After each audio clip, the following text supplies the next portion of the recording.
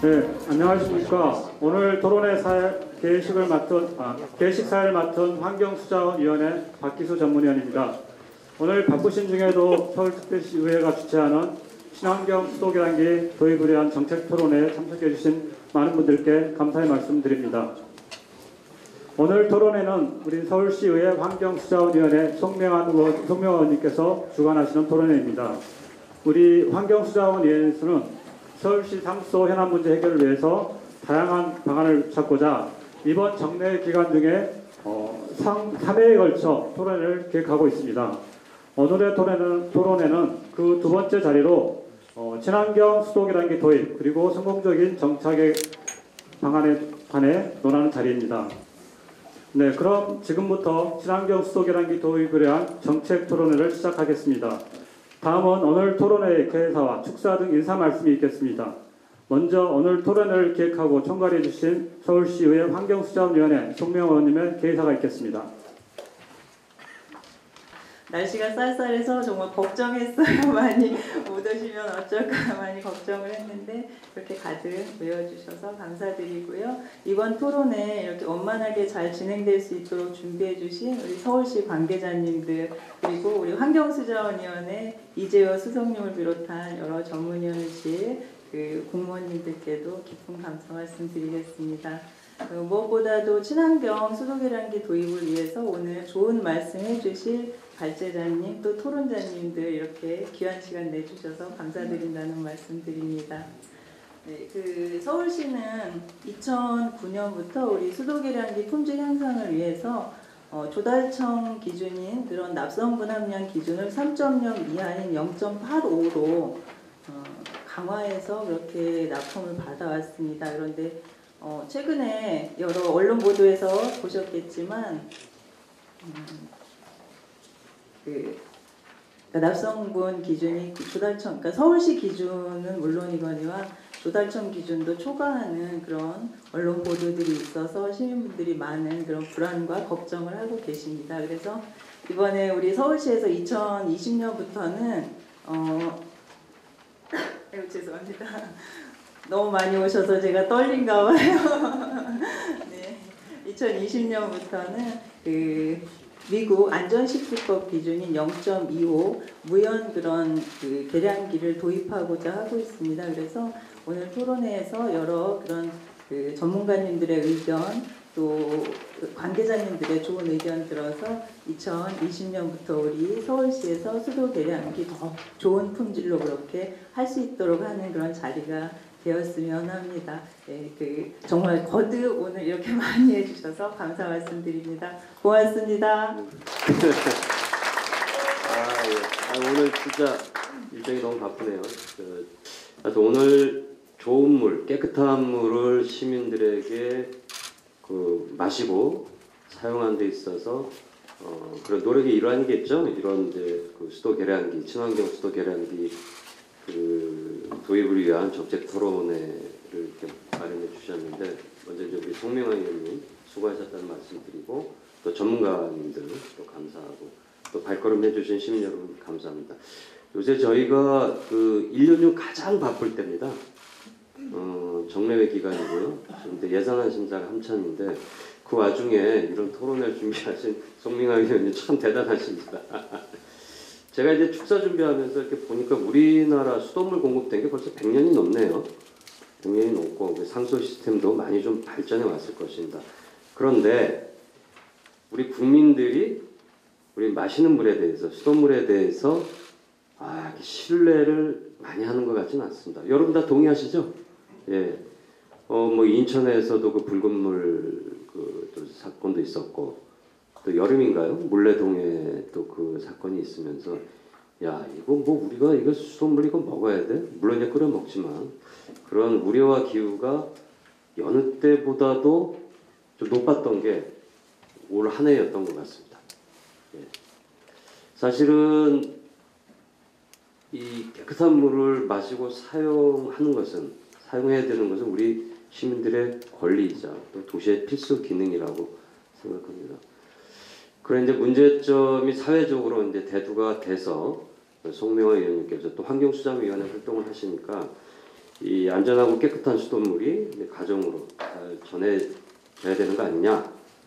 그래서 이제 수도 계량기 성분을 점검하고 친환경 계량기의 정착을 위한 방안을 마련하기 위해서 오늘 이런 자리를 바쁜 와중에 마련한 것 같습니다. 오늘 저 이제 전문가들도 좀 이따 또 토론도 할 테지만 좋은 의견 내시고 이것이 정책에 좀 반영될 수 있는 소중한 좀 시간이 됐으면 좋겠습니다. 올 한해 여러분 이제 딱 한 달 남았습니다. 2019년 다시 못 올 2019년 마무리 잘 하시고요. 늘 건강하시길 다시 한번 기원 드립니다. 감사합니다. 네, 마지막으로 서울시의회 환경수자원위원회 김태수 위원장님의 축사가 있겠습니다. 한수위원회에서 가장 열심히 왕성한 활동을 보이시는 우리 의원님께서 주최해 주셔서 더 기쁜 마음을 갖고 있습니다. 그리고 우리 특별히 바쁘신데 의장님, 부의장님이 잘 참석 안 하시는데 역시 한수 아래가 아닌 한수위 토론이다 보니까 참석하시게 돼서 고맙다는 말씀을 다시 드리겠습니다. 그리고 우리 한수위의 동료 의원님 그리고 교육위원회 그다음에 문체에서도 오셔서 대단히 감사드리고요. 제가 솔직하게 여기서 말씀드리고 싶은 거는 저 자신부터 어렸을 때 수도꼭지에서 물은 먹어봤지만 최근에 수돗물 그냥 입에 대고 먹지 않습니다. 그런 부분에 대해서 어느 누구 하나 정말 마음 와닿는 그런 대화를 해본 적도 없었고 제가 시의원이 되면서 더군다나 환수위를 하면서 그 본부장님한테 제일 먼저 물어보는 게 그거였습니다. 본부장님 수돗물 먹습니까? 다 드신다고 합니다. 아류수를 드신답니다. 그래서 우리 한수위원회에서는 상수도 문제에 대해서 저기 3번에 걸쳐서 저희 토론회를 개최를 하고 오늘이 2번째입니다. 첫 번째는 입성 활성탄 문제가 있고 오늘은 이제 친환경 수도 계량기에 대한 문제, 그다음에 12월 20일 정도에는 우리 상수도관에 대한 문제 3가지를 우리 서울시의회에서 문제점을 지적하고 시민들한테 더 가까이 갈 수 있는 방법이 무엇인가 하는 정책 토론을 개최하게 됐습니다. 오늘 이 자리는 수도 계량기 교체하시는 분도 오셨고 검침하시는 분도 계셨습니다. 지금까지 서울시의 계량기는 황동으로 만들다 보니까 납성분이 서울시 기준에 오버되는 것도 있었는데 저 자신부터 그렇지만 수돗물에는 납성분 검출이 안 된다고 해서 안일하게 생각했던 것이 사실이었습니다. 그래서 우리 환경수자원위원회에서는 우리 행정감사나 이번 예산을 통해서 시민들이 마음 놓고 먹을 수 있는 그런 깨끗한 세계에서 가장 좋은 물을 만들기 위한 정책과 예산을 많이 뒷받침했습니다. 그 일환으로 오늘도 이런 좋은 토론회가 있었다고 생각 들고 그동안 교체하시느라 고생하신 우리 교체하시는 많은 분들 그 무거운 거 들고 오토바이 타고 다니면서 떨어뜨리고 정말 고생 많이 하셨던 것 다시 한번 감사드리고 이제는 서울시의회가 주관으로 해서 가볍고 친환경적인 수도 계량기를 교체해서 시민이 마음 먹고 먹을 수 있는 수돗물 또 교체할 때 힘들지 않고 편안하게 교체할 수 있는 계량기 사업에 대해서 좋은 시간을 갖도록 하시고 오늘 이런 좋은 토론회 속에서 우리 시민들이 정말 세계에서 제일 자랑할 수 있는 아리수를 먹는다는 것에 감사함을 느낄 수 있는 좋은 토론회가 되기를 간절히 기원드리고 준비하시려고 애쓴 우리 직원분들과 송명호 의원님 다시 한번 축하드리겠습니다. 고맙습니다. 발표에 앞서서 잠깐 말씀드리겠습니다만 그 KC 위산형 인증 업무가 지금 한국상하수도협회에서 작년에 발전된 물기술 발전법에 의해서 한국 물기술 인증원이 새로 생기면서 업무가 이관이 되었습니다. 그래서 11월 27일부로 한국 물기술 인증원에서 이 KC 인증 업무를 하게 됨을 다시 한번 알려드리겠습니다. KC 유사안전 인증 부분인데요. 앞서 말씀드린 바와 같이 수도 계량기에 대한 관리 부분은 저희 용출을 관리하고 있는 KC 유사안전 인증 부분도 있지만 납성분 함량을 관리하고 있는 성능 인증 KS 부분도 같이 한번 검토되어야 되는 부분이라고 저는 생각을 하고 있습니다만 제가 하고 있는 KC 유사안전 인증 업무를 중점적으로 보고 드리도록 하겠습니다. 일단 소개해드릴 부분들은요. 수도용 자재와 제품의 인증 부분과 그 인증제도의 절차, 관련 법령, 그 인증 현황, 그리고 수도 계량기 납품량 관리와 관련한 데서 그간에 진행됐던 일련의 일들을 소개해드리고자 합니다. 수도용 자재와 제품에 대한 인증 부분들은 이전에는 그 제품의 이제 내구성과 기계적 성능에 대한 부분들만 관리를 해오고 있다. 삶의 질에 대한 국민들의 의식이 높아짐에 따라서 위생적 안전성에 대한 요구가 높아지게 되었습니다. 그래서 저희 나라 같은 경우는 2006년도부터 위생안전인증제도와 관련된 부분들이 논의가 되었고 2009년도에 법적인 부분이 마련되면서 2011년도에 KC 위생안전인증제도가 시행이 되었고 2014년도부터는 그와 관련된 사후관리인 정기검사 제도가 도입돼서 현재까지 제도가 운영되어 오고 있습니다. 일단 수도용 자재와 제품에 대한 인증 부분에서는 여기 보시는 바와 같이 일반 수도 및 전용 상수도를 설치하고자 하는 자, 주로 이제 수도 사업자를 말씀드리겠는데요. 수도 사업자 같은 경우는 성능 인증과 위생 안전을 필히 인증을 받은 제품들을 사용해야 됩니다. 그래서 수도용 자재와 제품은 성능 인증인 일반적인 KS, 단체 표준, 환경 표지, NET, NEP, 그다음 CP라고 이제 적합 인증이라고 한국 상하수도협회에서 운영하고 있는 제도가 있습니다. 이것과 저희 위생안전 용출을 담당하고 있는 위생안전 인증을 받은 제품들을 사용하여야만 됩니다.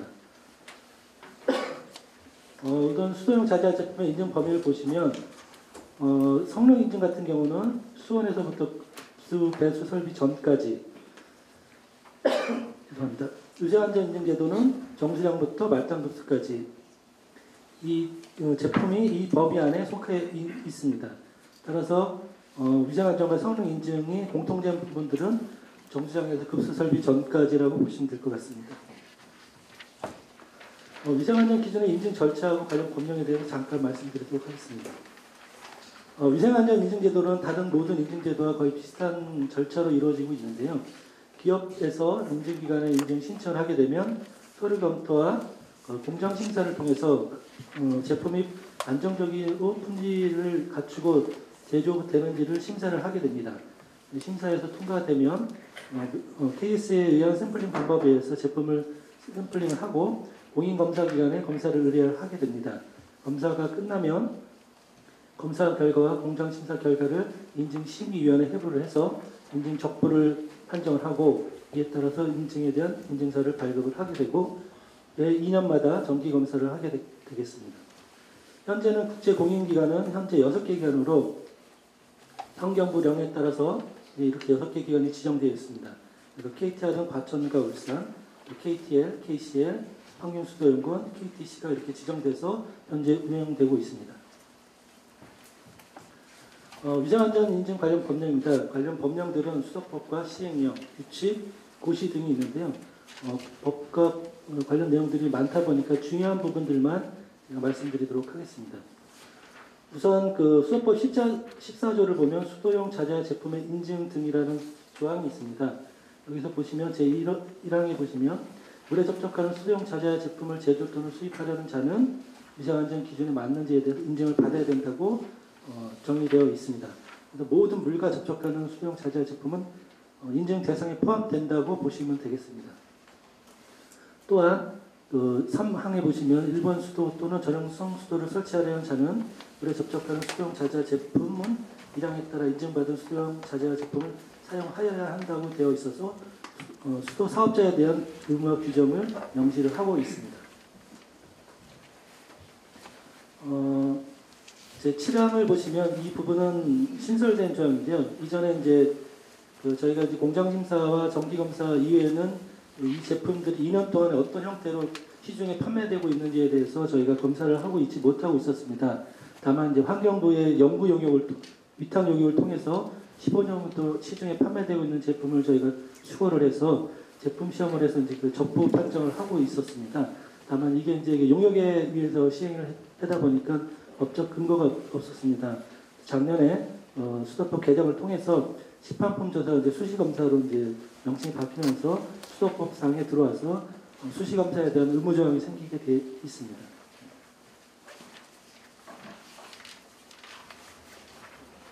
수도법 14조 2항은 인증의 취소 등입니다.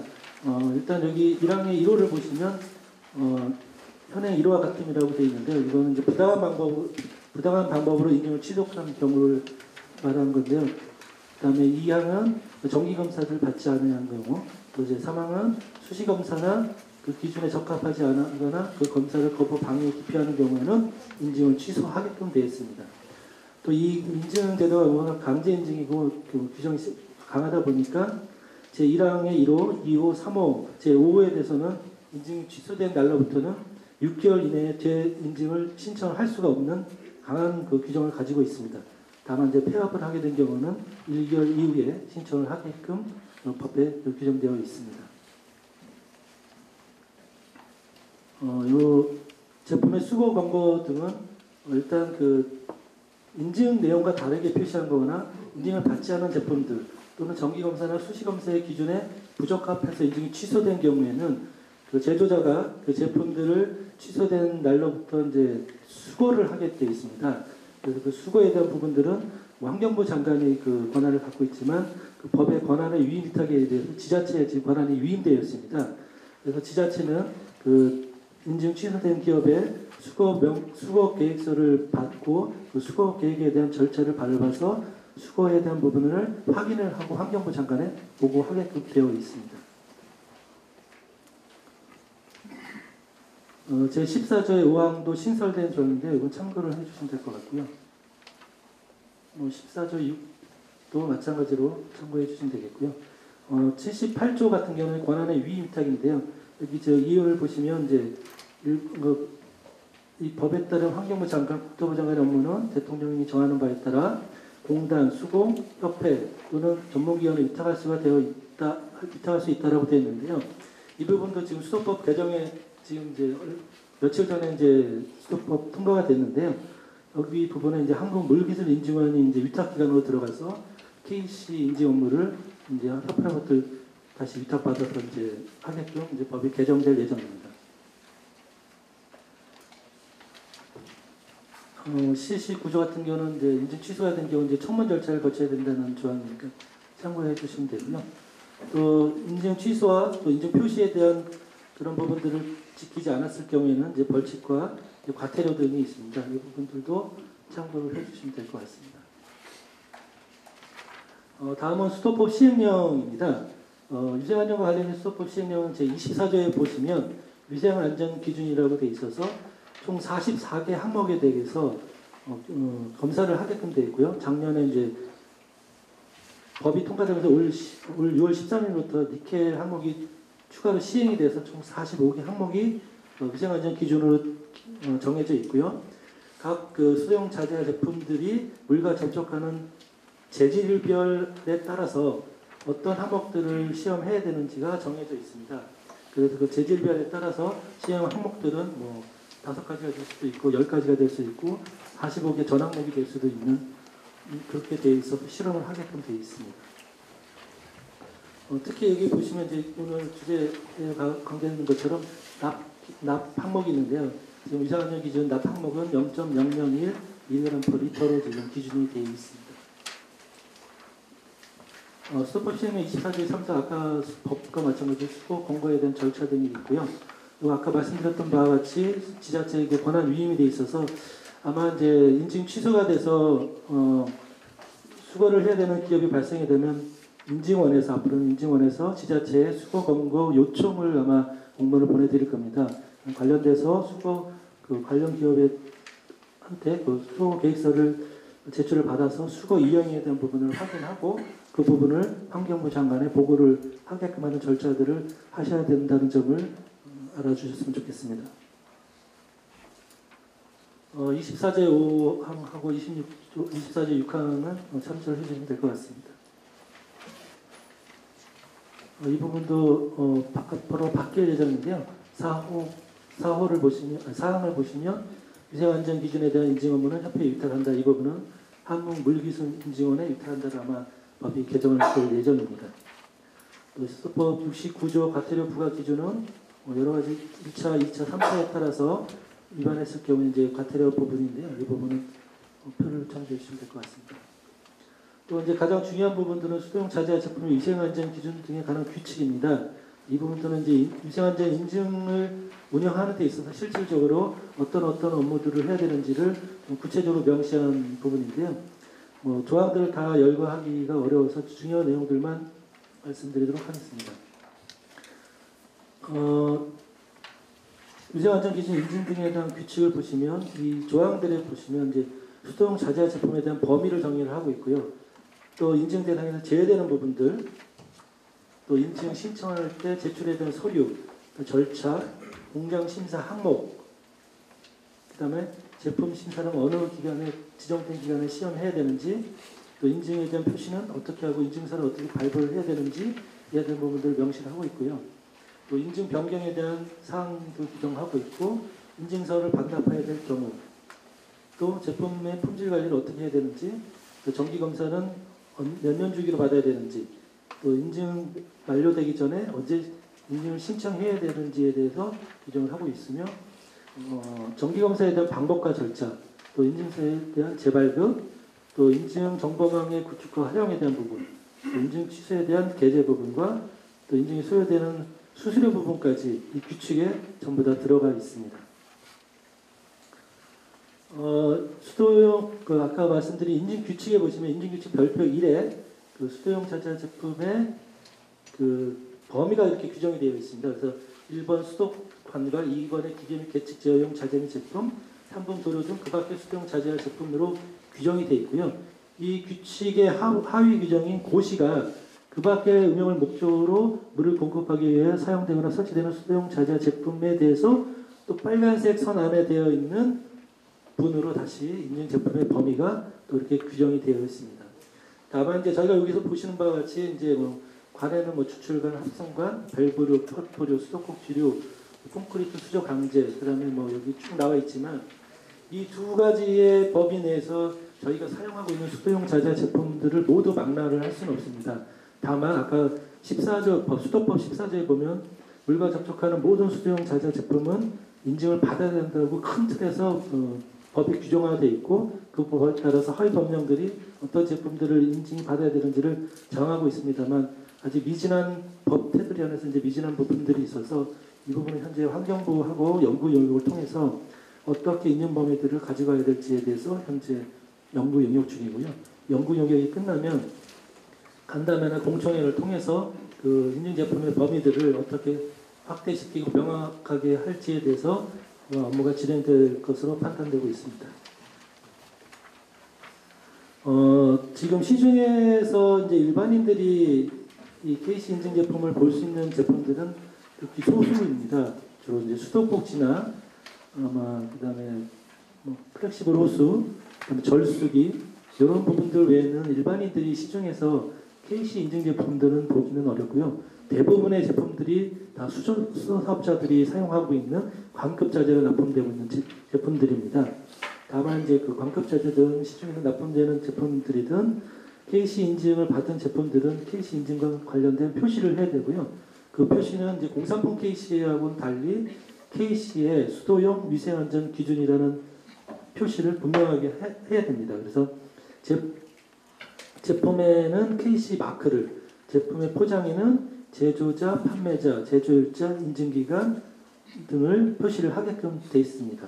다만 이제 박스 포장이 되어 있지 않는 제품들은 저렇게 제품의 표면에 지워지거나 떨어지지 않게끔 인증 표시를 하게끔 법적으로 그렇게 규정화되어 있습니다.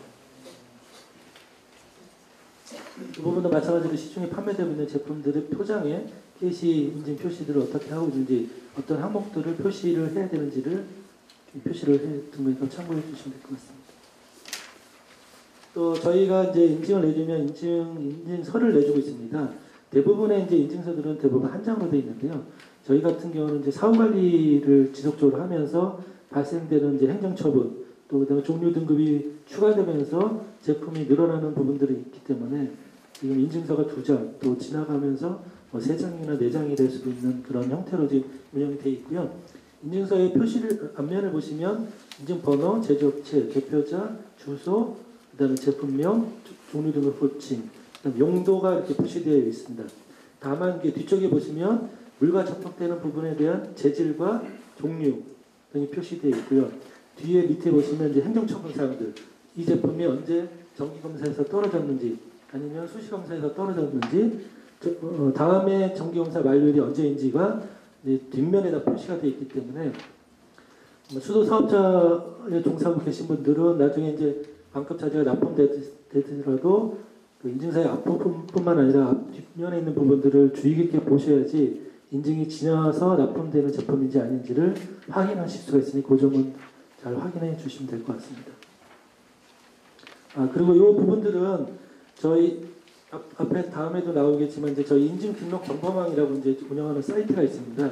저희 사이트에 들어가시면 지금 현재 인증을 받은 제품들이 뭐 제품명이나 인증번호로 다 확인하실 수가 있습니다. 그 부분들은 뒤에 가면 제가 다시 한번 말씀드리겠습니다.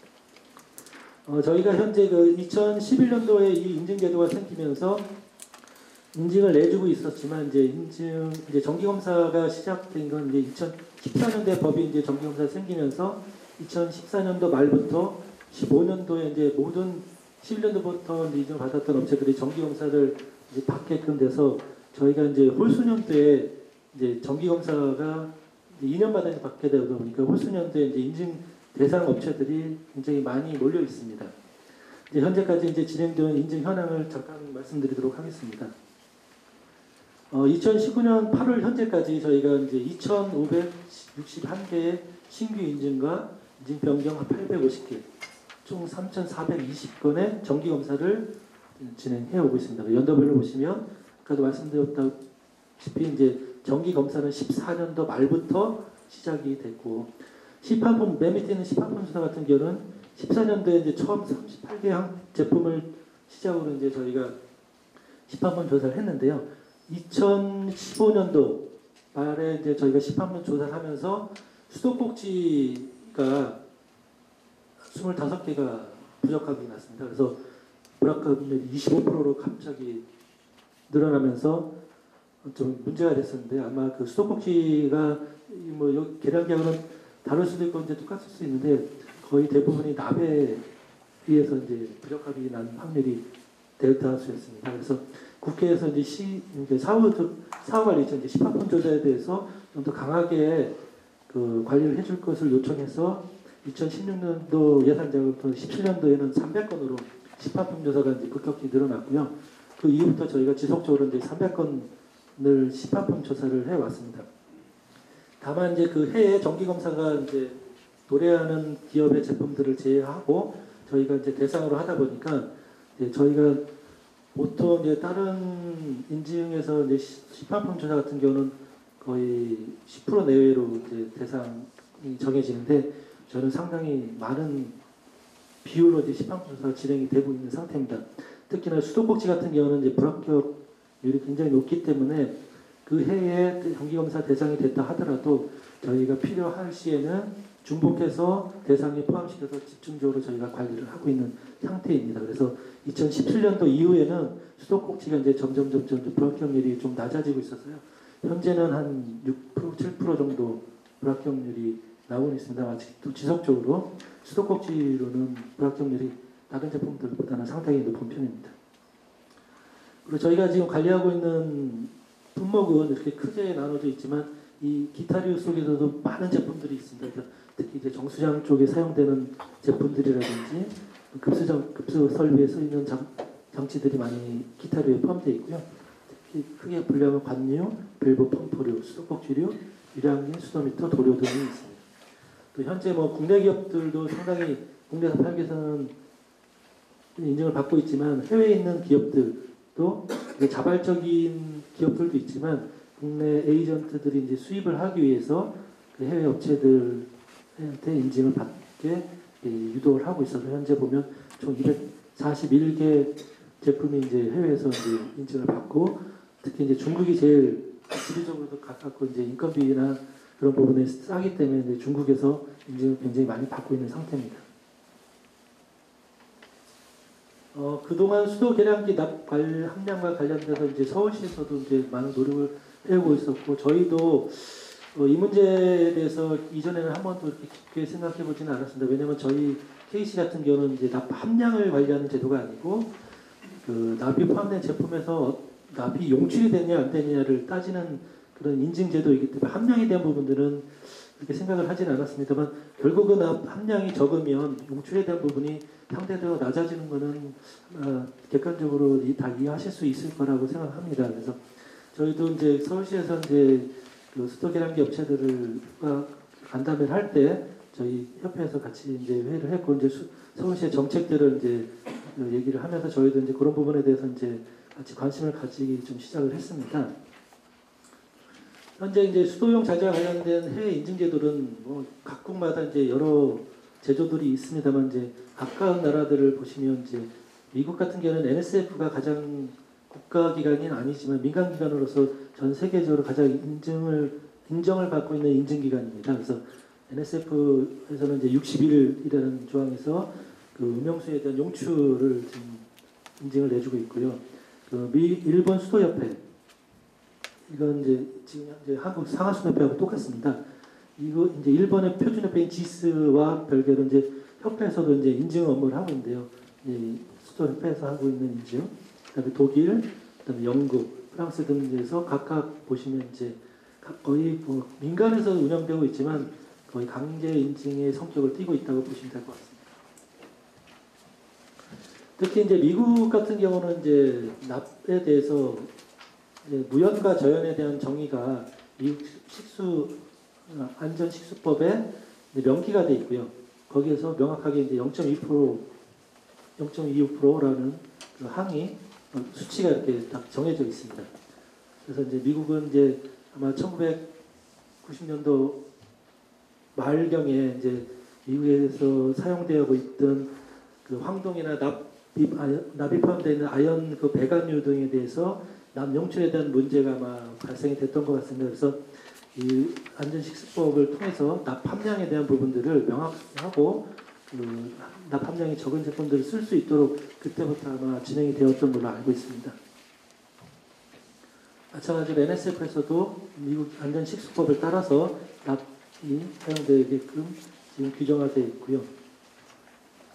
뭐 이건 이제 NSF에서 사용하고 있는 372 식수 시스템 부분에서 납 함유량 평가를 어떻게 하고 있는지에 대한 부분들이 이렇게 되어 있다는 걸 보여드리고 있는 거고요. 마찬가지로 인증에 대한 부분인데요. 참고를 하시면 될 것 같습니다.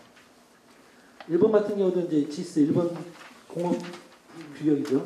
거기에 이제 CAC 804 같은 경우는 납 함유량이 작은 이제 0.25%로 납 함량을 이제 포함하고 있습니다. 또한 EU에서 발표한 이제 ROHS 인증에서도 6개의 이제 유해 물질에 대해서 이제 관리를 하게끔 되어 있는데요. 거기서도 납 함량에 대한 부분들을 그 포함해서 관리를 하고 있습니다. 그래서 유럽의 전자제품 같은 것들을 수출할 때는 6개 납을 포함한 이제 6개 제품들에 대한 함량에 대한 부분을 그 인증을 받지 못하면 이제 수출할 수가 없습니다. 그래서 그런 부분에서도 납 함량이 지금 관리가 되고 있습니다. 국내 같은 경우는 KSD 2320 주물용 구리합급 인곳하고 KSD 6024 구리합급 주물에서 납 함량에 대해서 이제 규정을 하고 있는데요. 보시면 이제 CAC 201부터 쭉 304까지 있는데 대부분 CAC 203을 많이 쓰고 있고요. 여기서 보면 이제 납 함량이 0.5에서 3%로 규정화되어 있습니다. 그래서 레인지 범위가 크다 보니까 뭐 기업들 입장에서는 가장 상위치에 가까운 부분으로 제품을 만들지 않을까 생각을 하고 있습니다. 또 마찬가지로 이제 일본에서도 이제 무연과 저연에 대한 기준이 명확하게 없고 저희 나라도 마찬가지로 무연과 황동에 대한 명확한 기준과 그 정의가 지금 현재는 없고 현재는 미국만 지금 무연과 저연에 대한 그 정의하고 그 기준이 명확하게 되어 있는 걸로 지금 알고 있습니다. 다만 이제 환경 마크, 이제 환경산업기술원에서 있는 환경 마크에 보면 무연과 저연에 대한 표기를 하고 있습니다. 다만 이제 여기서 이제 보면 이제 무연 저연이라고 써 있긴 하지만 이 정의를 보시면 무연과 저연의 정의가 명확하게 되어 있지는 않습니다. 납에 대한 함량이 매우 낮은 수준을 말한다는 게 무연이라고 이렇게 표현되어 있는데요. 매우 낮은 수준이 어느 정도인지가 지금 명확하게 표현되어 있지 않기 때문에 이런 부분들은 향후에 좀 관련된 부처, 기관들이 검토를 하고 협의를 해서 그런 부분에 대해서 이제 논의를 해야 될 필요가 있다고 생각합니다. 마찬가지로 기준원의 EL74에 대한 부분이고요. 저희가 2019년 8월달에 이제 상부사업본부에서 수도계량기 업체들과의 간담회를 하고 싶다는 의향을 저희한테 주셔서 저희 협회에서 저희가 이제 관련된 내용들하고 이제 서울시에 대한 그 정책 방향을 이제 논의하는 자리를 가졌습니다.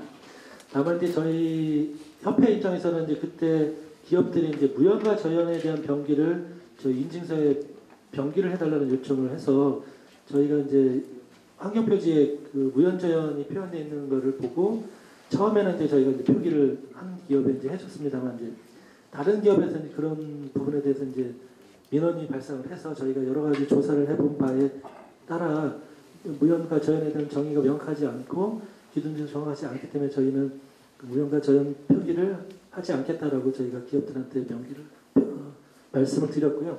서울시에서는 이제 TS 규격에 있는 0.5에서 3%가 아닌 현재 그 서울시 시방에 들어있는 0.85% 이하를 준수를 할 거고 2020년부터는 0.25로 또 기준을 강화해서 정책을 펴나가겠다는 그런 부분들을 기업들한테 전달을 했고요. 일부 기업들에서는 그런 부분에 대해서 동의를 하고 이제 준비를 하겠다라고 하는 기업도 또 있었고 일부 기업에서는 좀 시간적인 부분들을 좀 요구를 하시는 그런 부분들이 있었던 걸로 제가 알고 있습니다. 다만 앞서 말씀드린 바와 같이 협회는 무연전에 대한 표기를 삭제를 해서 이제 기업들이 함량 표시를 다루고 있는 성능 인증하고 용출을 다루고 있는 저희 KC 인증하고 혼선을 갖지 않도록 저희는 이제 병기를 하지 않는 걸로 그렇게 기업들한테 말씀드렸습니다. 그 다음에 아까 위원님께서 말씀드렸다시피 서울시에 납품된 일부 계량기에서 납품량이 초과하는 그런 부분들이 있어서 문제가 됐던 적이 있었는데요. 그 이후에 저희가 이제 서울시에 납품되는 그 K사의 제품을 서울시 협조를 받아서 다시 저희가 수거를 해서 납 용출 함량하고 납 성분 함량을 시험 분석 기관에 의뢰해서 저희가 한번 다시 조사를 한 적이 있습니다. 조사를 한 결과 납 함량은 서울시에서 한 0.85% 이하인 0.5%가 나왔고요. 납 용출도 불검출이 돼서 기준에 적합한 걸로 이렇게 와서 저희가 환경부에 한번 보고를 한 적이 있습니다. 뒷부분은 참고해 주시면 되고요. KC 인증제도와 관련해서 제가 간략하게 설명을 드렸는데요. 감사합니다. 우리 노한선 차장님이 앞서 그 인사 말씀에서도 말씀을 드렸는데요. 최근에 수도계량기 납성분과 관련한 언론 보도 등에 따라서 시민들이 여러 불안감 또 걱정 이런 것들이 있었습니다. 이를 해소하고자 오늘 토론회를 개최하게 되었고요. 친환경 수도계량기 도입 및 그런 정착 방안에 대해서 토론을 함께하게 되었습니다. 서울시에서는 각 수도계량기 제조업체에서 원가 정감을 위해서 부피는 유지하되 외곽재인 황동의 중량과 두께를 감소시켜서 외곽 누수 등 품질이 저하되는 사례를 발견하고 이에 대해서 해소 대책으로 2009년부터 납성분을 조달청 기준인 3.3%보다 강화한 0.85% 이하로 제한하고 구매해 왔습니다. 또한 양질의 제품 확보를 위해서 각 제조업체에서 제출한 기준 중량 준수 여부와 납 함량에 대한 재질 검사를 실시하여 납품을 받고 있습니다. 그러나 앞서도 말씀드렸듯이 최근 우리 시에서 납 함량이 초과된 제품이 납품되고 또 각 가정에 설치되었다는 그런 언론 보도가 있어서 납이라는 단어가 시민들의 막연한 그런 불안감을 갖게 했습니다. 이에 서울시에서는 납에 대한 시민들의 불안감을 해소하고 수도계량기 제조업체의 국가 경쟁력 확보를 위해서 미국 안전식수법을 준용한 납 함유량 0.25 이하의 무연 계량기를 2020년부터 도입하고자 추진하고 있습니다. 네, 그러면 주제 발표에 대한 토론자분들의 의견을 듣도록 하겠습니다. 참고로 토론 시간은 7분 이내로 좀 해주셨으면 부탁 말씀드리겠습니다. 먼저 한국기계전기전자시험연구원 김성옥 센터장님께서 토론 발표해 주시기 바랍니다. 해결 방안을 드릴 수 있는 상황은 아닌 것 같고요. 토론이기 때문에 제가 맡고 있는 분야에서의 말씀을 먼저 좀 드려보겠습니다. 계량에 관한 법률에 따른 확인이 있을 수 있고요. 또 더 나아간다면 제품을 구매하는 국가를 당사자로 하는 계약에 관련된 것도 있을 수 있을 것 같습니다. 그 중에서 계량법에 관련된 사항들만을 좀 한번 말씀을 드리겠습니다. 실제 그 계량법상에서는 예전에 이 위생안전이 들어올 때 한 2010년도쯤이죠. 그때 처음 계량에 관한 법률에서도 이 재질과 관련된 위생안전과 유사한 기준들을 가지고 운영을 했었습니다. 그 당시도 어떻게 보면 약간 중복 문제가 있어요. 위생안전 기준과 계량법에 의한 기준 두 가지가 작동을 하고 있었던 상황이었고요. 물론 이제 그러고 나서 이제 어느 정도 진행이 돼가 2015년도에 한 5년까지 진행을 하다 2015년도 1월에 계량법상에서는 재질과 관련된 부분은 빠지게 됐습니다. 당시 상황이 수도법에 대한 어떤 위생안전 기준과 중복 규제 문제가 양쪽으로 생기는 부분들이 있어서 전체적인 환경과 관련된 부분은 위생안전으로 일원화돼서 운영되는 상황들이었기 때문에 실질적으로 2015년도 1월에는 이제 계량법에서 완전히 빠지게 돼서 현재로서는 재질과 관련된 성능 부분은 수도법에 따라서 이루어지는 부분이게 될 것 같고요. 또 계량법상에서는 이제 성능과 관련된 부분들로만 이제 한정돼서 운영을 하고 있습니다. 그럼 이제 재질과 성능과의 관계 쪽에서 봤을 때는 크게 여러 가지를 보지는 않고요. 실질적으로 계량기는 이제 우리가 여기서는 재질을 납을 0.85에서 0.25로 한다 이런 아주 미세한 변화와 관련된 상황이지만 계량법상에서 재질은 크게 플라스틱 재질에서 아니면 황동 재질에서 플라스틱으로 변한다거나 여러 가지 이런 변화들이 있을 수 있습니다. 큰 변화죠. 여기서 보는 것과는 다르게. 네, 그랬을 때 이제 어떤 기능으로서의 문제점에 북한에서 사실은 보고 있습니다. 근데 그렇다면 지금 황동 재질에서 플라스틱 재질로 변화하는 사항은 누가 봐도 명확한 변화에 관련된 어떤 법적인 적용이 가능한데 실질적으로 저희도 이제 고민을 하고 있는 부분은 그럼 미세한 이런 변화일 때 이걸 변화로 봐야 될 것이냐 말 것이냐가 일단 사실 굉장히 좀 논란이 되는 부분들입니다. 예를 들어서 앞서 말씀드렸던 KSD에 있었던 황동 주물 3종 같은 경우에서 다른 종으로 호칭이 있는 경우 변경은 당연히 이제 변경으로 보여야 되는데 만약에 그렇지 않은 아주 미세한 변화가 왔을 때 이거 변화로 봐야 되는 문제에서는 조금 어려운 혼선점이 있어요. 왜냐하면 단지 여기서는 납에 관련된 규정만 하지만 재질은 납만 갖고 결정되는 상황은 아닙니다. 앞서 자료에도 있었겠지만 재질에 관련돼서는 성분 규정이 7, 8개씩 같이 묶여서 움직이고요. 거기에 플러스 기계적인 성질까지도 같이 움직여야만 되는 상황입니다. 때에 따라서는 납성분만 낮췄을 때는 국내에는 없는 재질 규정을 가지고 구매가 이루어지는 경우도 생길 수 있습니다.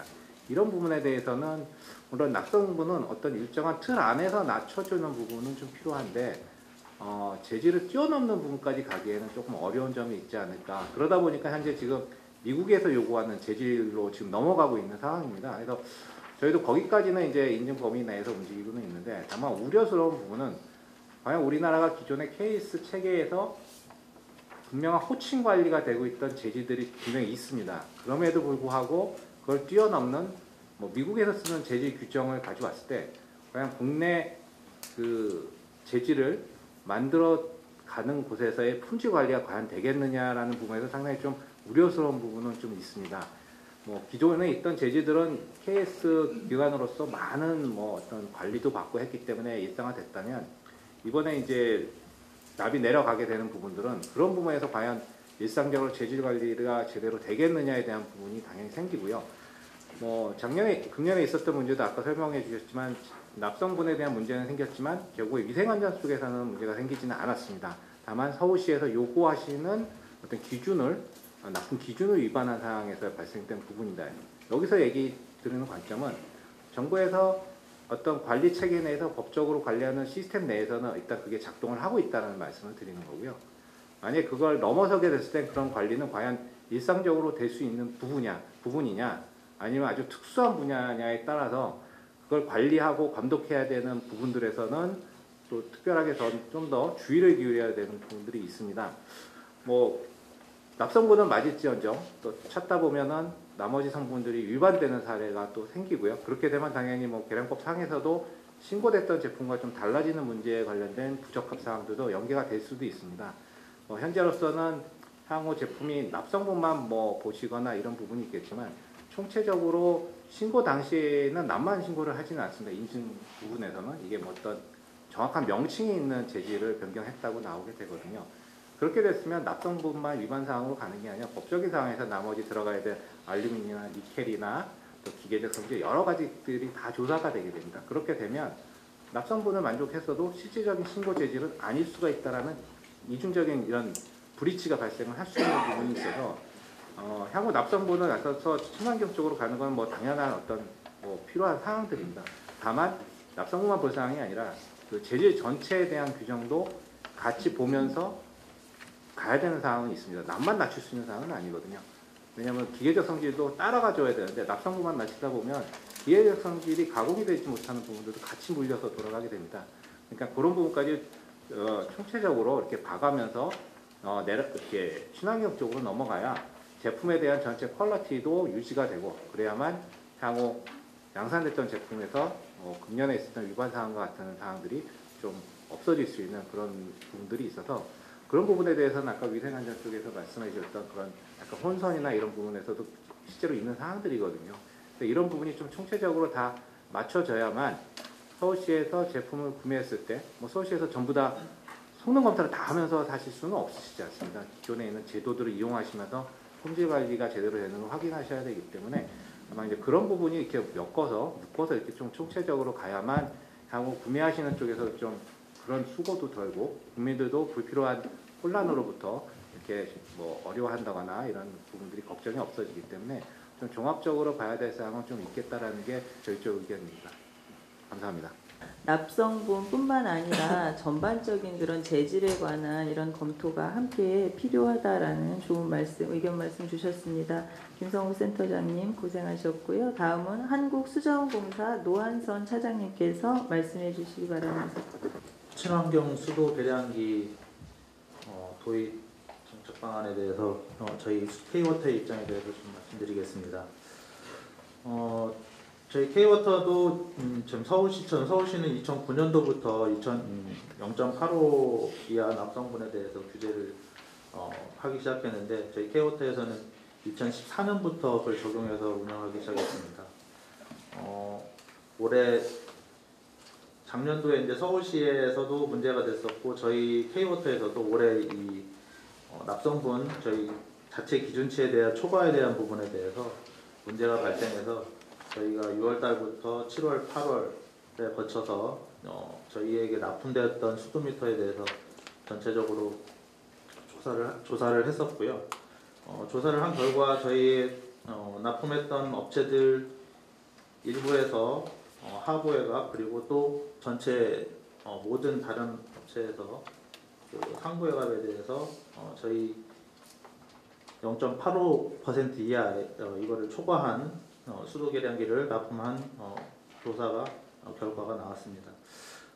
그렇지만 이 부분에 대해서는 이제 단순하게 저희 국내에 아까 말씀드렸다시피 국내에는 이제 법상으로는 재질에 대한 기준이 없다 보니까 요거는 저희 K-워터와 업체들 간의 어떤 계약에 관한 사항으로 해서 저희가 이 부분에 대해서 지금 해석을 하고 있고요.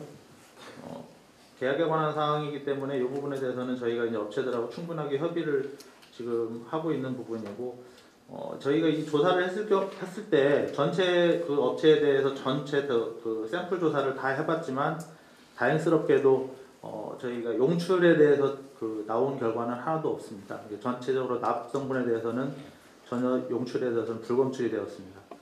이런 부분에 대해서는 지금 현재 납품되고 있는 수도 계량기도 인체의 유해성에 대해서는 충분히 안정적이다라고 판단할 수 있을 것 같고요. 그래서 저희 같은 경우에는 지금 이제 기설치된 제품에 대해서는 이 납성분이 많이 들어가게 되면 가격이 좀 이제 낮아지고 납성분이 좀 적게 들어가는 수도 계량기를 생산하다 보면 가격이 이제 올라가게 되는데, 그런 업체들의 이제 부당이득 환수 부분에 대해서 납성분을 많이 포함한 계량기를 납품한 부분에 대해서 부당이득 환수를 저희가 이제 추진하고 있고, 그럼에도 불구하고 저희도 이제 0.85에 대한 기준이 있기 때문에 지금 미설치된 제품과 앞으로 향후에 납품되는 제품에 대해서는 관리 감독을 철저하게 해서 지금 현재 저희 기준에 맞는 그런 수도 계량기를 납품받도록 지금 저희 내부적으로 기준도 더 절차, 품질 검수 절차를 더 강화해서 앞으로 이제 관리를 잘 해나갈 지금 그런 생각이고요. 향후에 저희 같은 경우에는 지금 서울시도 이제 올해 폴리케톤이라는 이제 신소재 수도 계량기를 이제 플라스틱으로 된 수도 계량기인데 요거를 지금 2만 전인지 3만 전인지 이제 구매한 걸로 제가 알고 있습니다.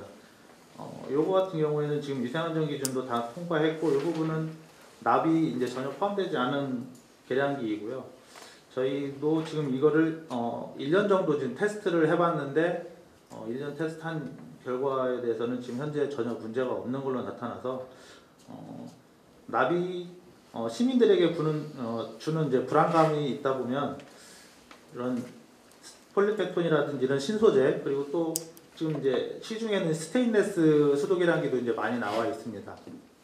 네, 이제 다만 이것들은 이런 스테인레스나 무연 황동 같은 경우에는 기존 일반 황동 계량기에 비해서 무연 황동은 한 1.3에서 1.5배 정도 가격이 좀 더 비싸고요. 스테인레스는 한 1.5에서 2배 정도 가격이 좀 더 비쌉니다.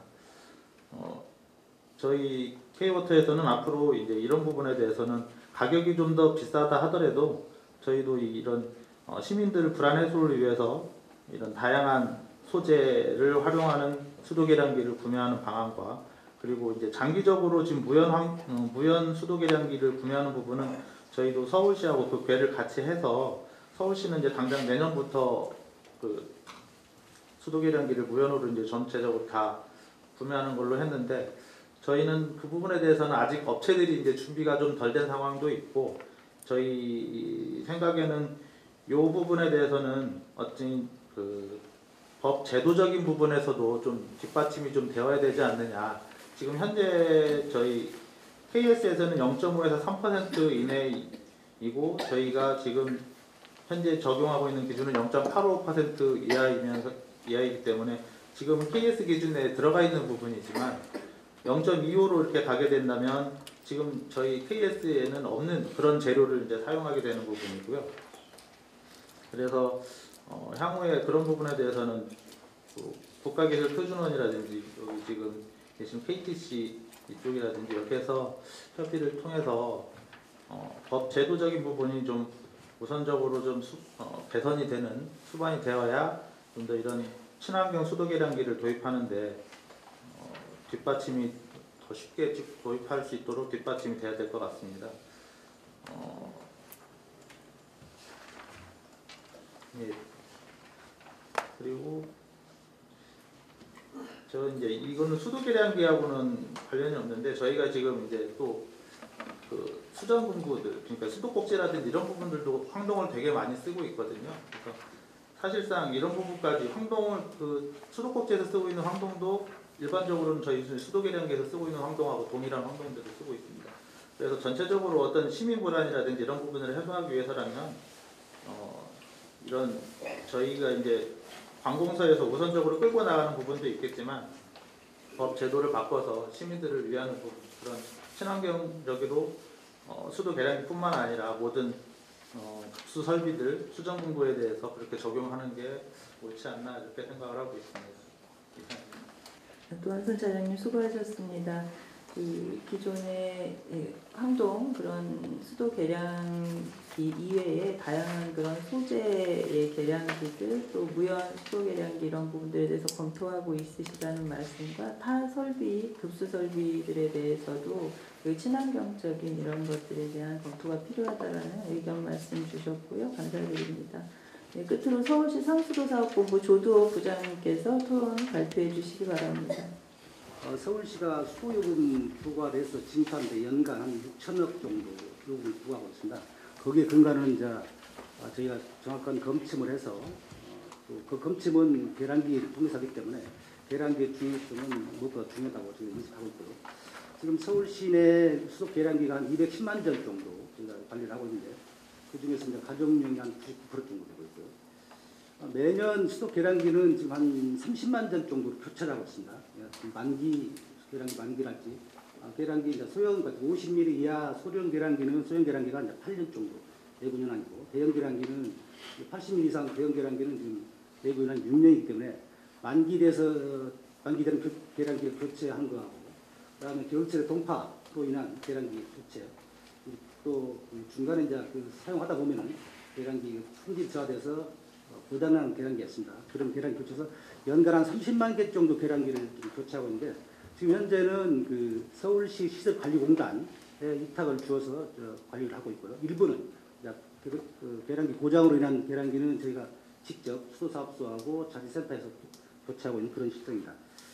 지금 오늘 이제 주제에 맞게 저희가 친환경 계량기 지금 아까도 모두 말씀을 하셨습니다만은 저희가 지금 납성분 위주로 말씀 나오는데 저희가 이제 KS 기준 3.0 강화해서 작년까지는 올해까지는 0.85 정도 기준을 강화했고 또 내년부터는 사전에 1년 정도의 개인 제조업체들 분들을 모아서 설명을 드리고 내년부터는 0.25로 강화해서 납품 받겠다라는 설명을 드렸고요. 아시다시피 이제 작년에 청와대 민원청원 관련해서 이제 납성분이 문제가 대두됨으로써 저희들도 강화 않을 수 없고 좀 그래서 그런 측면에서 지금 저희도 선제적으로 강화하고 있다는 것을 말씀드리고요. 그래서 올해부터는 저희가 이제 지금 전에는 저희가 샘플링해서 전문 검사 기관에 의뢰를 했습니다만 올해부터는 휴대용 검사기를 도입해서 인별해서 1차적으로 저희가 자체 검사를 하고 있고요. 그래서 시민들이 납성분 관련해서 불안하지 않도록 저희가 철저하게 좀 관리를 할 그런 계획입니다. 지금 무연 환경 계량기 도입 관련해서는 서울시도 좀 정확한 입장을 갖고 있는데 어떻든 간에 제조하는 회사분들하고 또 이렇게 좀 커뮤니케이션해서 그분들의 좀 충분한 시간도 좀 주면서 준비할 시간을 줘야 하기 때문에 사전에 좀 준비도 하고 이렇게 하고 있으면은 저희가 그럼에도 불구하고 저희가 이제 실질적으로 서울 물연구원에서 매년 수도꼭지 물을 취수해서 검사를 하고 있는데 아직까지 단 한 건도 납성분이 검출된 사례는 없습니다. 그렇기 때문에 어떤 실질적으로 시민들께서 음용하는 과정에서는 없는데 일단은 계량기 자체 납성분이 재질이 안 돼 있다. 저희가 용출은 되지 않기 때문에 시민들한테 다시 말씀드립니다만 그래도 납성분이 0.3, 0.85 이렇게 그런 수치가 나오기 때문에 시민들은 불안한 것 같습니다. 그래서 어떤 간에 저희가 어떤 무연 계량기 도입을 위해서 저희도 무한히 노력하고 있고 또 빨리 그런 도입을 위해서는 저희뿐만 아니라 업체들도 같이 노력을 해서 서울시 정책에 부응할 수 있도록 그렇게 협조를 부탁드리겠습니다. 이상입니다. 무연 계량기 도입과 관련해서 제조회사하고의 그런 협의, 사전 협의나 이런 것들이 필요하다라는 문제랑 그다음에 용출에 전혀 문제가 없으니까 안전하게 우리 시민분들이 이용하셔도 된다라는 그런 말씀 주셨고요. 예, 우선 제가 발제자님과 토론자님들 주신 말씀에 대해서 몇 가지 궁금한 점에 대해서 제가 먼저 좀 의견을 들었으면 좋겠거든요. 먼저 우리 발제해 주실 때 우리 한국 기준이 국내 기준이 무연과 저연의 기준이 좀 정확치 않다라는 이런 말씀을 주셨는데요. 이거에 대해서는 좀 더 구체적인 어떤 내용이신가 하고 그다음에 무연과 저연의 그런 기준들을 마련하려면 어떤 절차가 필요한지 이런 거에 대해서 좀 검토하신 게 있으시면 말씀을 해주시면 감사하겠습니다. 다만 아까 말씀드렸듯이 미국의 이제 안전식수법에 이제 무연이라는 단어가 나오고 거기에 대한 기준이 명확하게 나오다 보니까 그거를 차용해서 저희가 쓰고 있는데 현재는 우리나라에서는 이 단어들이 통용되고 있지는 않습니다. 다만 일반 저희 KC 쪽에서는 다루고 있지 않고 이 부분들은 국가기술표준원에서 관리하고 있는 KS에서 아까 보셨다시피 KSD에 관련된 구리약금 인것하고 구리약금 주물에 대한 납성분 함량을 기술표준원에서 관리를 하고 있기 때문에 관련 부처인 기술표준원하고의 협의를 거쳐서 수도용 자재로 쓸 수 있는 제품에 대한 납 함량 기준을 어떻게 갖고 갈지에 대한 부분들은 관계부처하고 협의를 하고 또 진행을 해야 될 것 같습니다.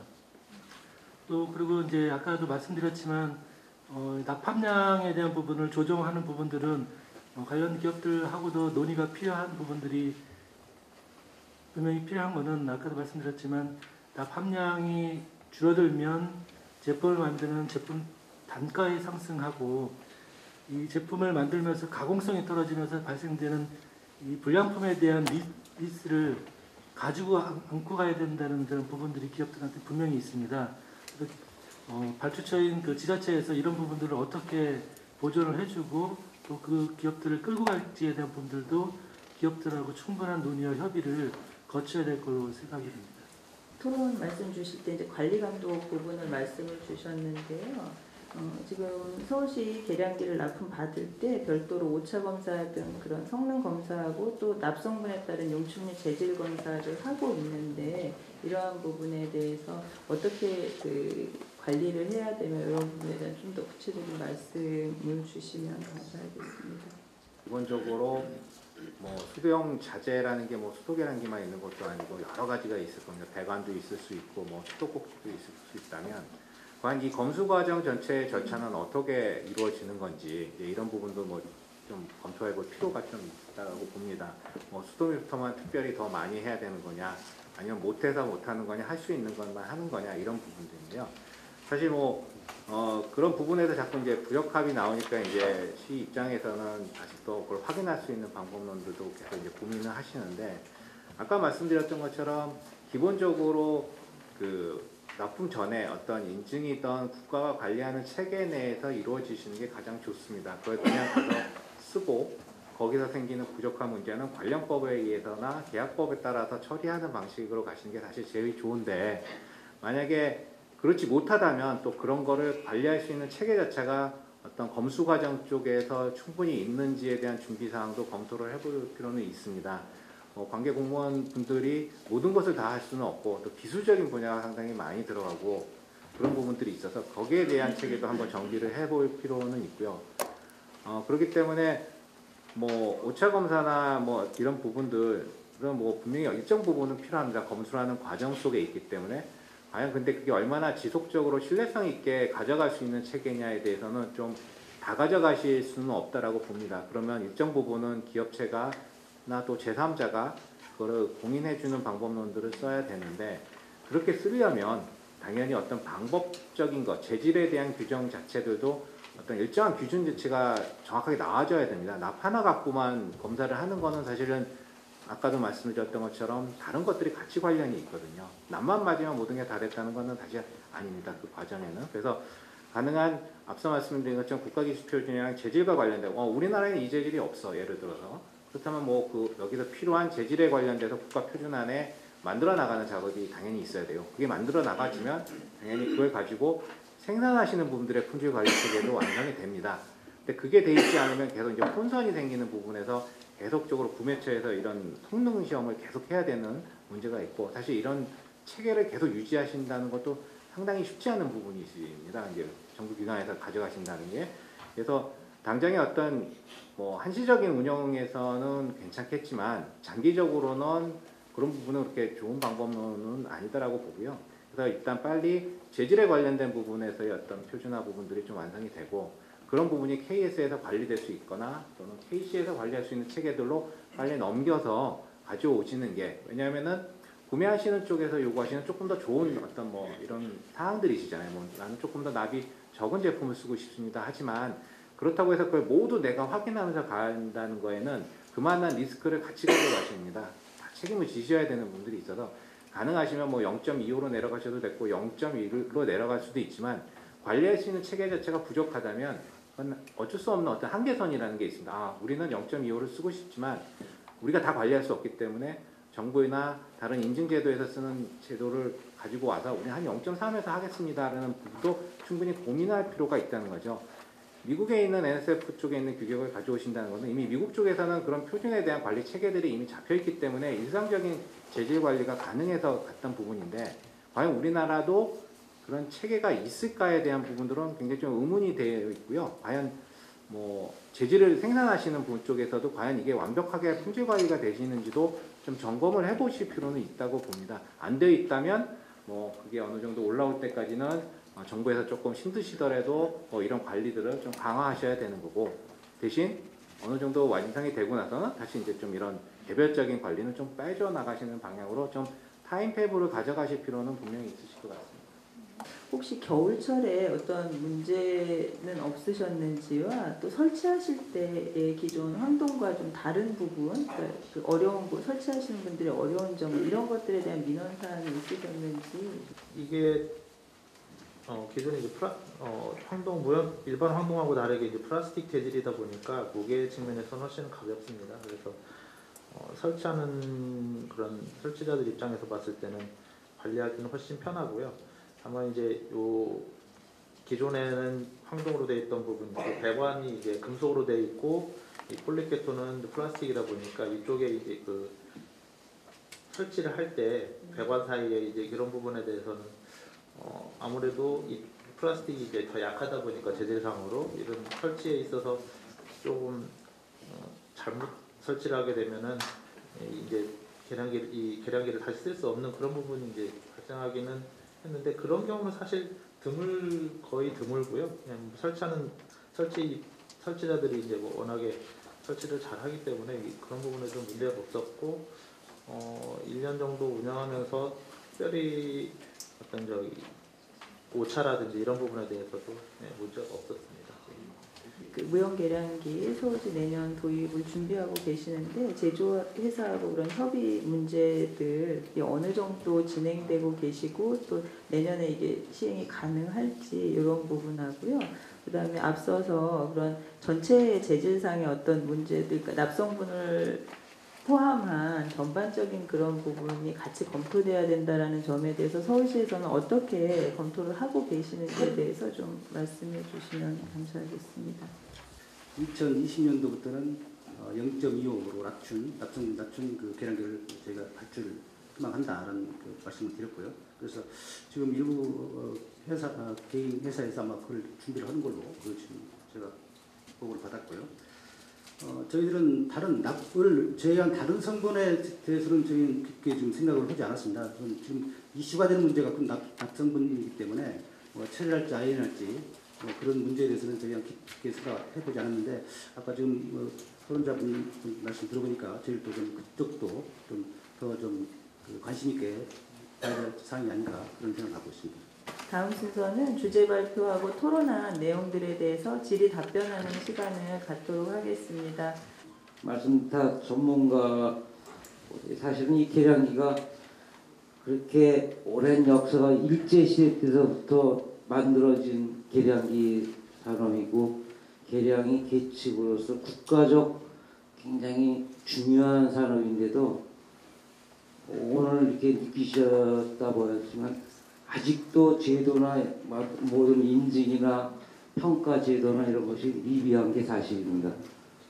그런 와중에 이제 서울시가 어쨌든 올 한 해 일어났던 일들에 있어서 그 경항에 따른 납인데, 사실은 10년 전에 이미 PVC 파이프에 납성분이 있어가지고 재질에 의해서 커다란 지금과 같은 똑같은 문제가 발생돼서 납성분을 제외시킨 그런 경향도 있습니다. 자, 이런데 아까 토론자도 얘기하셨지만, 그러면은 국가적 제도가 뒤따라가지 못하는 현실에서 국민들의 시각이나 그 품질의 퀄리티는 높아가는, 시각은 높아지는데 국가적 차원에서 제도 정비는 미약하고, 그런 상황에서 제조하는 기업들은 양방향에 있어서 지겠는데, 서울시나 수자원공사만 문제가 있는 게 아니라 작은 소도시의 기업, 그 소도시도 지금 수도 계량기를 납품을 하고 있다 이거죠. 그래서 몇 년 전에는 서울시에서 떨어진 제품이 위장을 해서 다시 지역 도시로 팔려가는 그런 경향도 있었다 이거죠. 자, 그런데 아까 누가 잠깐 말씀하셨는데 가격도 지금 제대로 정립이 못해가지고 장난감 10,000원짜리 장난감보다도 못한 수도 계량기가 지금 서울시가 그 가격으로 구매를 하는데, 시의회도 그런 데에 대해서는 아무 거기에 대응도 안 해주고 품질만 계속 올려준다고 하면 기업의 한계점이 있다 이거죠.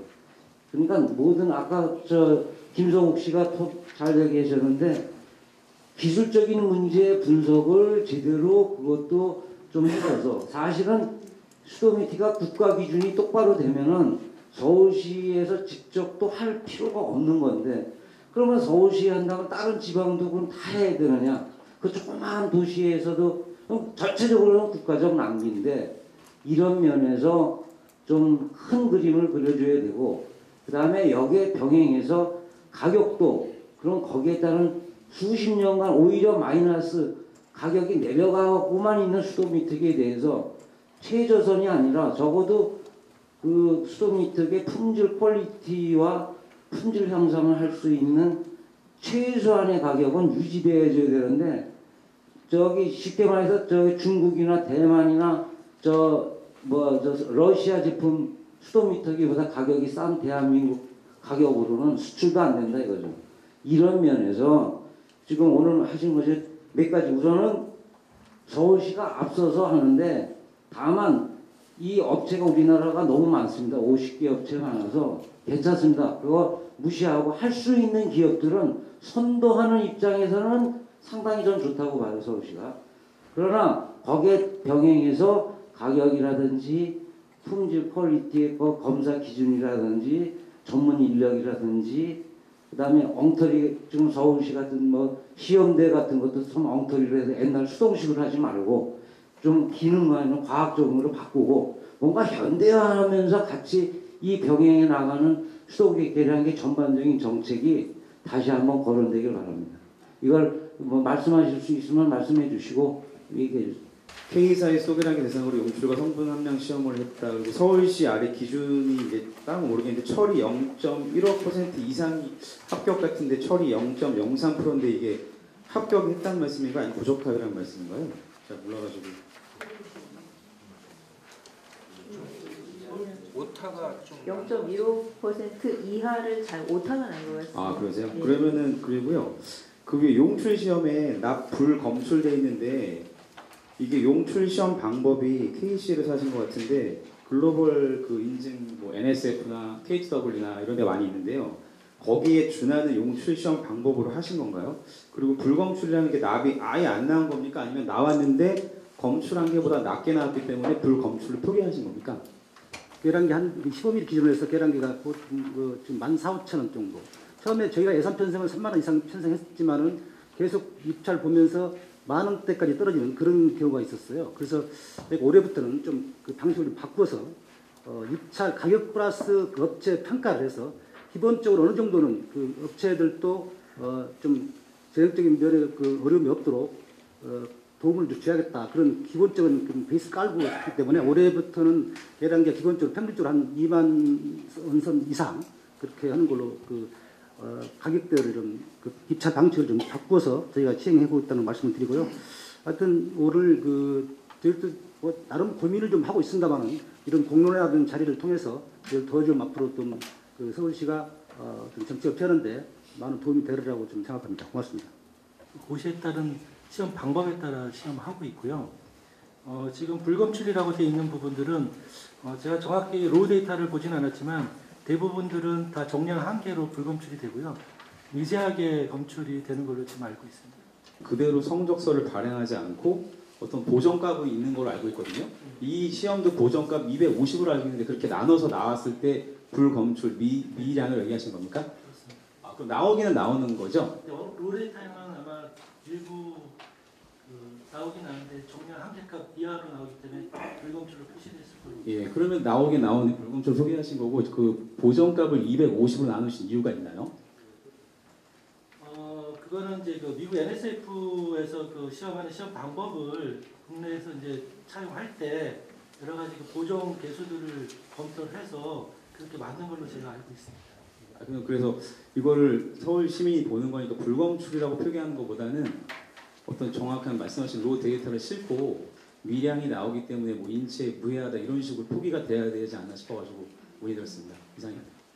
끝으로 마무리 발언을 하시도록 하겠습니다. 먼저 우리 정명수 팀장님 마무리 발언 들으신 후에 토론자님들 간략하게 한 1분 정도씩 마무리 발언 말씀 해주시면 감사하겠습니다.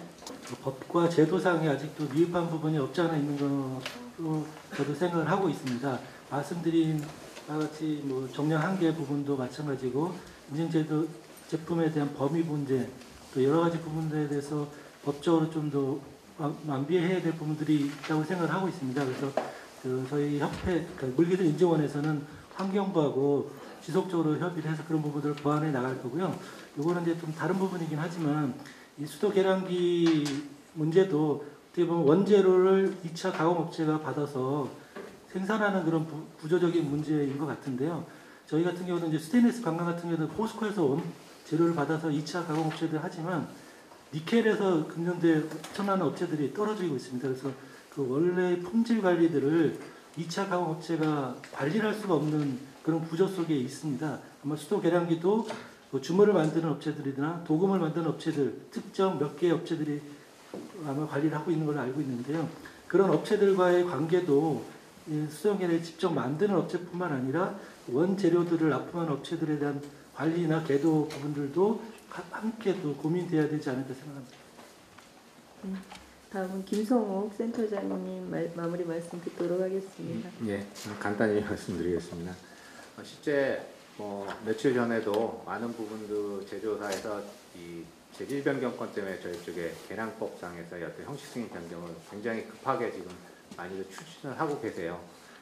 그 부분에 대한 처리도 저희 해야 될 업무이지만 좀 전에 팀장님 말씀해 주신 대로 인증제도상에서 약간의 혼선이 분명히 있습니다. 저희 쪽 계량법에서 보는 입장과 또 주타겟은 주 역할은 이제 위생안전 수도법이겠지만 미묘한 거기에서 이제 혼선이 좀 있는 부분이 분명히 있고요. 그래서 그런 부분은 저희도 상하수도협회나 지금 이제 물산업 인증원으로 저희 같이 협력해서 그 부분에 반영을 해야 될 부분이 있으면 계량법상 형식 승인에서도 그 부분을 좀 더 명확하게 해서 인증 변경이나 이런 신청하시는 제조 기업에서 좀 그런 불편이 없도록 그런 노력을 하도록 하겠습니다.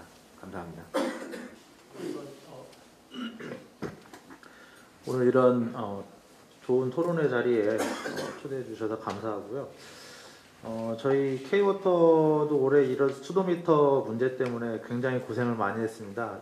저 같은 경우에 이 업무를 지금 담당하고 있는데 이것 때문에 지금 몇 개월째 굉장히 고생을 했었는데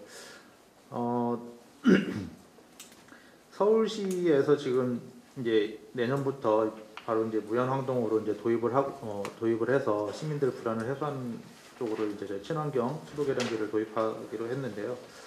저희 K워터도 지금 장기적으로는 검토를 하고 있지만 아직 지금 당장은 지금 못 하고 있는 상황인데 이 앞서 말씀했다시피 법 제도 정비가 우선적으로 좀 이루어지면 모든 서울시와 K워터뿐만이 아니라 진짜 아까 말한 군소시도에도 지금 수도 계량기가 굉장히 많이 이제 납품이 되고 있는 상황이니까 우리 국가 차원에서 법 제도 정비가 굉장히 필요한 부분이고 서울시하고 저희 K워터가 또 앞장서서 또 그리고 저희 국가기술표준원이라든지 물기술 인증원 또 지금 오셨는데 그쪽에 협력을 해서 앞으로 이 법 제도를 정비하는데 더 노력하도록 하겠습니다. 바쁘신 와중에도 이렇게 계량기 관련해서 공론화 자리를 마련해 주신 성명아 의원님께 다시 한번 감사드리고요. 저희가 이제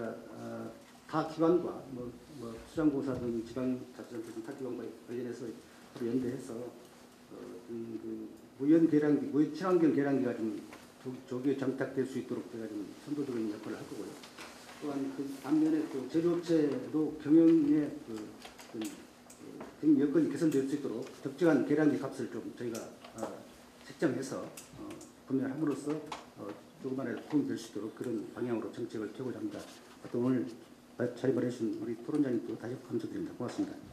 수도 계량기 부분에 있어서 오늘 토론회에서 나온 인증 제도상의 문제, 또 법 제도의 이런 정비 문제, 재질 전반에 대한 그런 검토 부분, 제조 회사들의 지금 준비 단계나 협의 문제 이런 부분들을 잘 살피셔서 서울시에서 그런 안정적인 친환경 계량기를 도입할 수 있도록 그렇게 잘 준비를 해주실 것을 부탁드리면서요. 예, 오늘 토론 준비해 주신 발제자님, 토론자님 여러분 그리고 또 참석해 주셔서 좋은 말씀 주신 참가자님들 또 함께 해 주신 모든 분들 준비해 주신 우리 환경수자원위원회 전문위원실 여러 관계자님들, 서울시 관계자님들께 감사 말씀 드리면서 이상으로 친환경 수도계량기 도입을 위한 정책 토론회 마치도록 하겠습니다. 긴 시간 함께 해주셔서 거듭 감사드립니다. 고맙습니다.